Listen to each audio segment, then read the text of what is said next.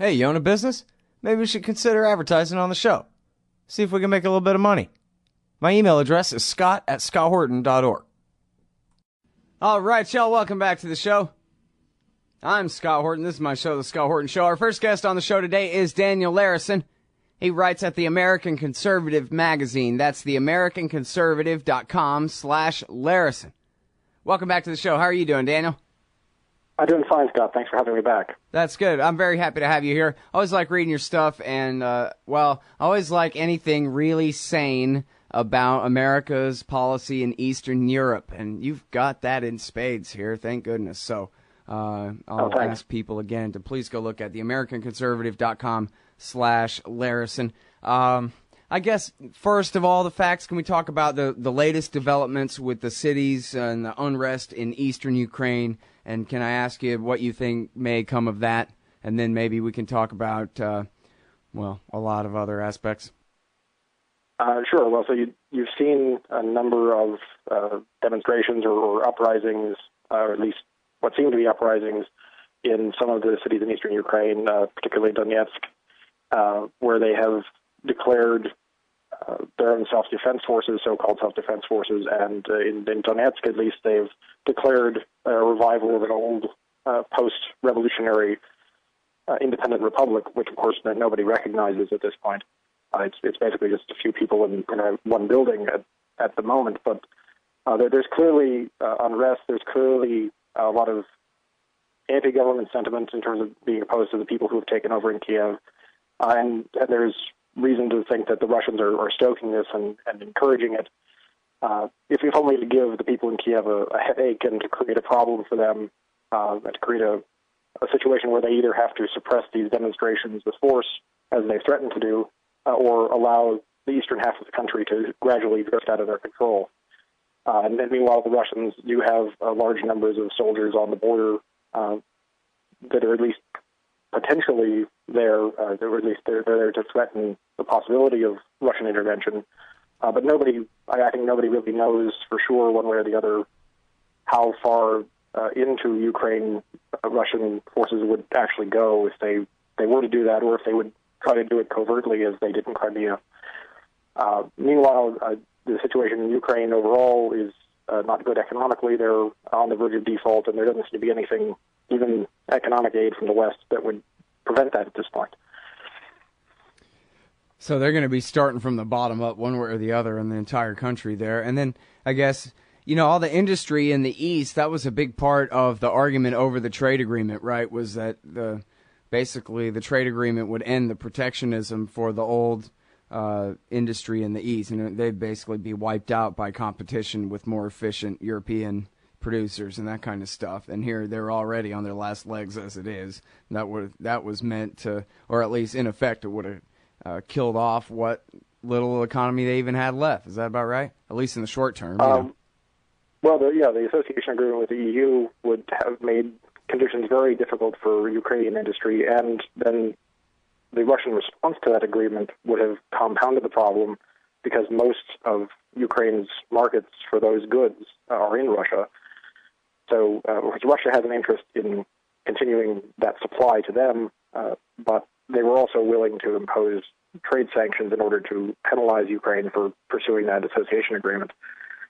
So if that had, in fact, gone ahead, then Ukrainian industry would be deprived of one of its largest market.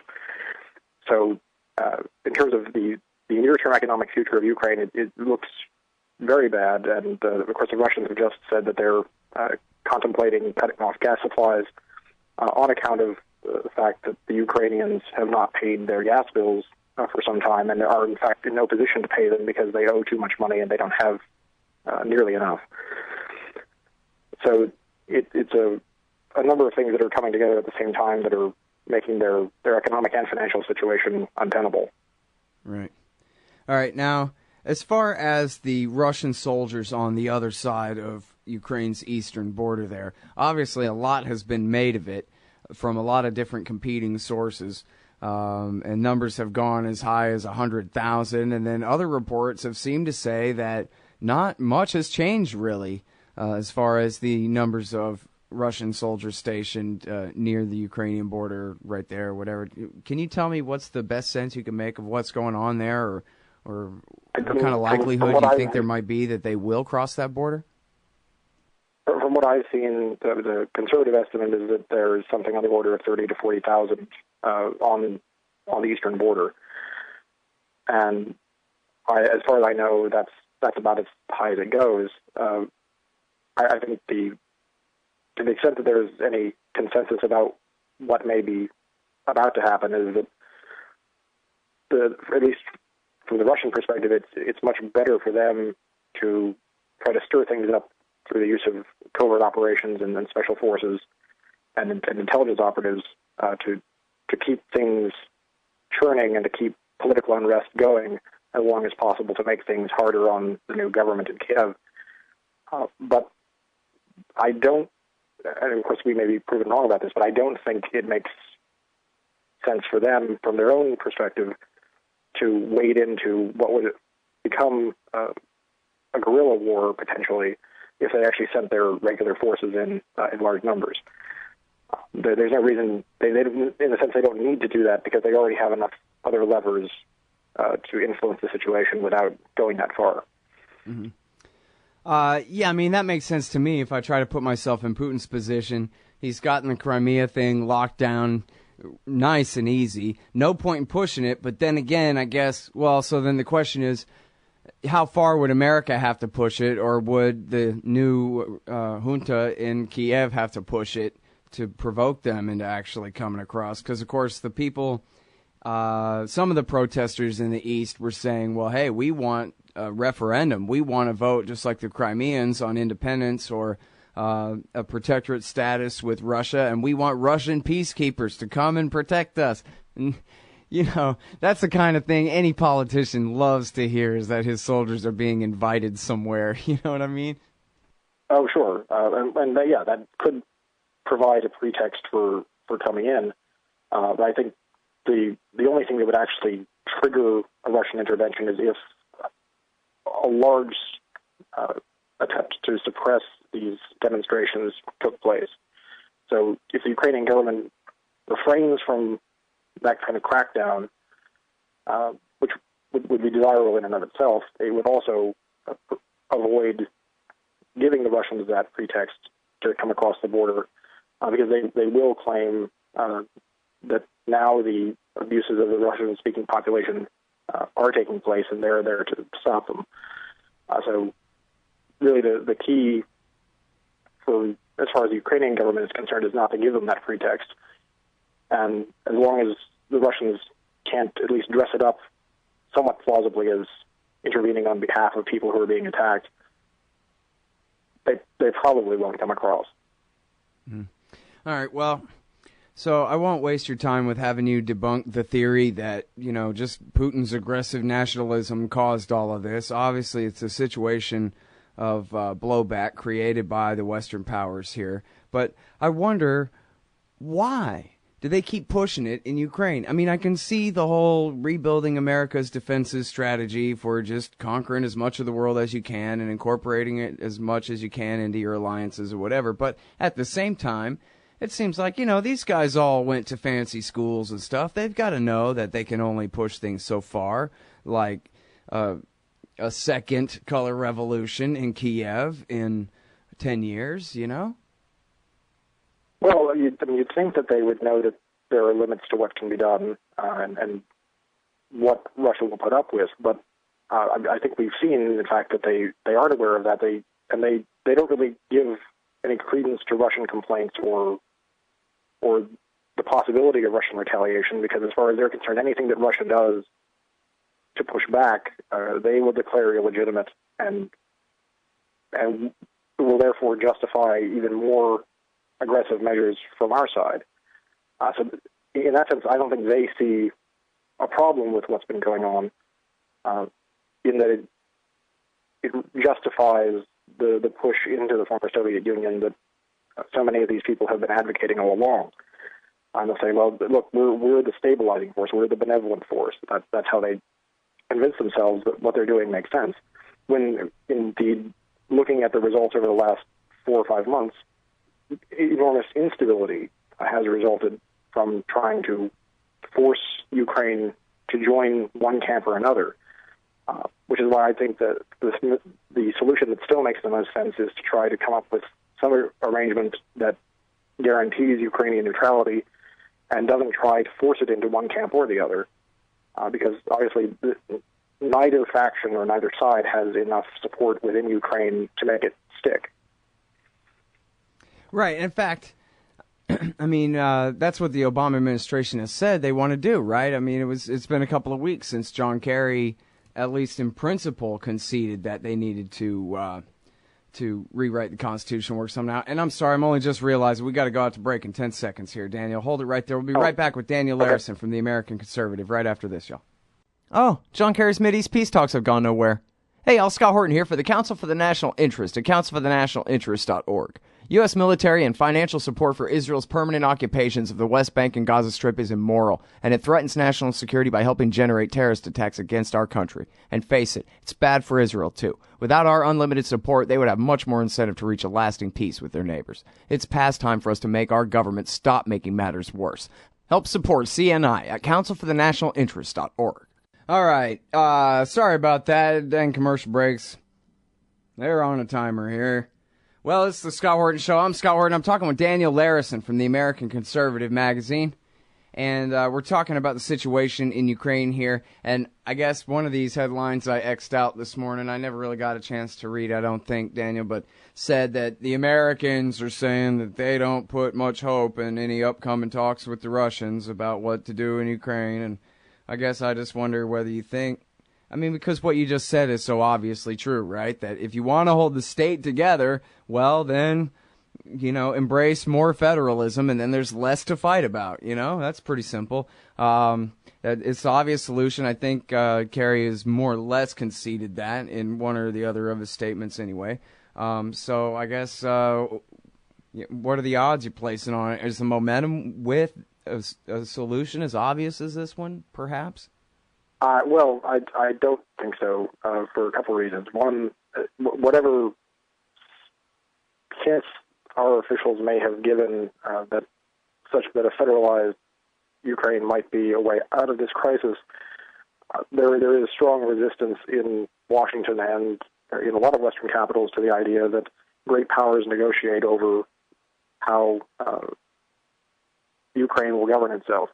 It's not that they're, of course, averse to interfering in the internal affairs of other states, as we know, but in this case, they're maintaining the fiction that great powers don't engage in this sort of behavior anymore, and so it's inappropriate for this sort of deal to be struck. Yeah, only unilaterally, right? But you don't negotiate with third parties over it. That's in bad form. I understand. And so, I mean, there is an added obstacle that the people currently running the Ukrainian government wouldn't agree to that. They seize control of the central government. They want to keep a strong central government relative to what the federalized proposal would allow. So they're not interested in ceding power to the eastern part of Ukraine, which perversely is giving people in eastern Ukraine more of an incentive to look for outside support for their own interests. Right. So I don't think you can get the current government or the western part of the country to sign off on a federalized arrangement, and I don't think you're going to get a lot of western governments, at least not right now, to agree to Ukrainian neutrality. I mean, you still have a lot of people making irresponsible noises about trying to bring Ukraine into NATO, of all things. So if anything, the mood in Western capitals is running in the opposite direction, away from that sort of compromise, because they consider any compromise with the Russians at this point to be illegitimate or even immoral, maybe, or that's what they will say. So there's going to be enormous resistance to any sort of compromise deal that might prevent further instability and violence. Well, so, you know, I don't know if there probably is, right? Some bureaucrat's last name has this metric named after him kind of thing. But is there a way to count just how much of a central state exists in eastern Ukraine now that this regime change has taken place? I mean, to what extent is the military and the police force and whatever other of their centralized bureaucracies, still really in operation there? Because I'm reading about, uprisings of one kind or another, massive protests in quite a few towns there, and I just wonder. Well, I'm hoping to not see anybody fight about it, but I wonder if it's the kind of thing where the people of the East, outside of governmental power, have the ability to kind of form up militias and fight. The way, in fact, we saw in the West, with the neo-Nazis fighting on the streets and seizing the government buildings. I don't know how much further they could have taken it than that. But anyway, we'd all hate to see Eastern Ukraine turn into the lawless Anbar province where just everybody's killing each other for a few years. Well, I think you're seeing sort of start of that in terms of the formation of what they're calling self-defense forces in some of these cities. How much central government control has completely broken down, I'm not sure, but you are seeing to some extent a mirror image of the seizure of regional and local government buildings that we saw in western and central Ukraine prior to the overthrow of the president. And so the central government does seem to have a limited ability to wield control over these regional centers when the people controlling that central government are as deeply distrusted or even loathed as first Yanukovych and now this group has been. Yeah.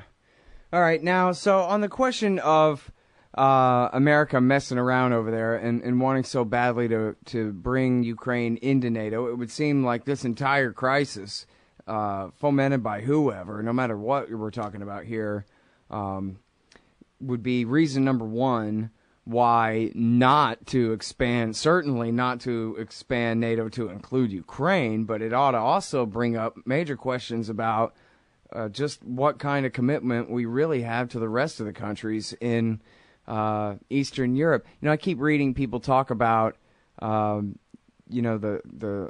cities, the capital cities. How people refer to countries by the name of the capital city, like Washington says this, Moscow replies that, or whatever.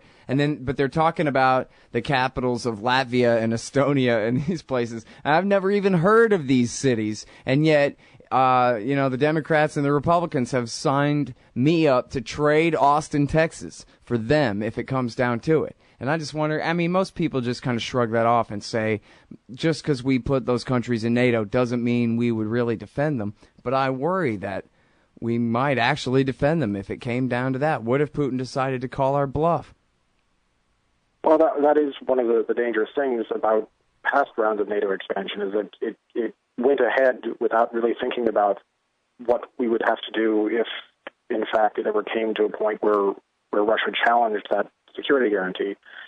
So I think in that case, unfortunately, if Russia thinks that our guarantees to some of those countries, especially the Baltics, don't mean very much, then we could end up spiraling into a conflict that we certainly don't want and we don't need. It would be a disaster for everyone involved. So the worry is, because it is such a disastrous outcome for all concerned, that there would be doubt on the part of the Russians that it would actually be honored in the breach. My sense is that as long as we don't try to make commitments that go beyond the ones that we already have, as long as we limit our security guarantees to the countries that are already in NATO, then that will actually remove an incentive for the Russians to cause trouble, because one thing they simply will not allow is the further expansion of the alliance into their periphery. Mm-hmm. And indeed, we saw in 2008 that was one of the major reasons why they helped to provoke the crisis, with a helping hand from Saakashvili, of course, because they very much wanted to keep Georgia out of NATO, and Saakashvili played right into that plan. And I think Georgia will never join now as a result of that. And so as long as we don't overextend our commitments and then at least honor the ones that we've already made, I think that's probably the best way to keep things from spinning out of control. Sorry if that was a bit Yeah. disjointed. No, that's right.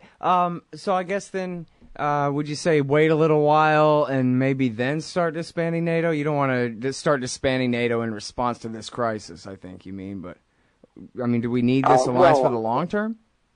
I think, as a political matter right now, it will be much, much harder to make arguments for the dissolution of NATO than it would have been just a year or two ago.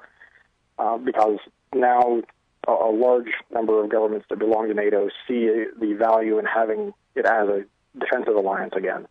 Now, the good news may be that because they're remembering that it was designed as a defensive alliance, it will stop NATO from getting us into, or using NATO as a platform for getting involved in other wars outside of Europe. And then, so that may be one good outcome out of all of this. But the danger is, I think, that we're going to see calls for more of a military buildup in Eastern Europe and more military spending and the redeployment of American forces to Europe. And I think all of those things would be mistaken and shouldn't be pursued. I think the thing to be looking at in the long term is to find a way for the U.S. to hand off defense responsibilities to the Europeans themselves and to minimize our exposure to their conflicts. Mm-hmm. Well, a lot of it is just politics, right? I remember Thatcher coming to the defense of NATO when France and Germany were talking about creating an EU army back in the 1990s, and she was saying, no, we have to keep it NATO, and we, because obviously her interest was having the Americans and the British as the head of the alliance and keeping all of France and Germany and everybody else in line at old Europe, right? We got them surrounded. And, but no, they're our allies and we love them and we cooperate with them in this great alliance that they're part of too, but it's made to constrain their choices in a lot of ways in the first place, right? And I think the bigger concern for people that want the U.S. to have an active role in NATO and to keep NATO growing is to make sure that the U.S. doesn't remove itself from European affairs as much as I think would make sense at this point. The famous saying is that it was created to keep the Germans down, the Russians out, and the Americans in. Mm-hmm. And there you go. I didn't realize that was a famous saying. That's a good one. I'm sorry. Go ahead. What? That's Lord Ismay. He was a Secretary General of NATO, and he was saying that because there was the fear that the Americans would want to go home and leave European defense to the Europeans. And certainly at this point, that makes far more sense than continuing to maintain the fiction or the idea that the U.S. is a European power, as many of our politicians will often say. Right.